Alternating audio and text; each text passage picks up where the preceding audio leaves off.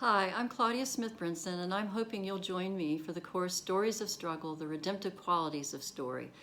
This course is going to be based somewhat on my book, Stories of Struggle, The Clash Over Civil Rights in South Carolina, which covers the major years of the civil rights movement in South Carolina through stories that elderly Black activists told me.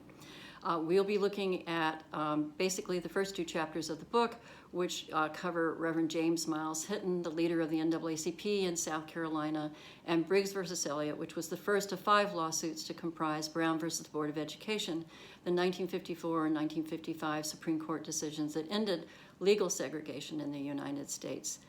Well, legally ended legal segregation, did not exactly end segregation. But what we're going to be focusing on are the people, their bravery, their courage, and the stories they tell. And what I would like you to know about the petitioners is these were people whose children were walking 9 miles to school one way. They bought in the 1940s a school bus. When that school bus broke, they asked for another one and were turned down. Their children were in schools that barely had solid walls, didn't have toilets, didn't have running water, didn't have heat. And white children were riding to school in school buses, to schools that look very much like the schools we have today that are cement and brick and have indoor heating and indoor water and indoor toilets. So of course they questioned why their children were not receiving the benefits of living in the United States.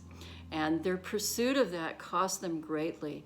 There were cases of arson. 2 petitioners' houses were burned down, a church was burned down, there was a murder.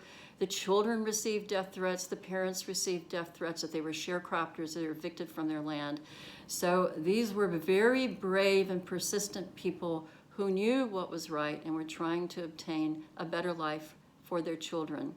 And the qualities of their character and other stories are what we're going to look at, and we're going to look at redemption, which is a very important word in this study.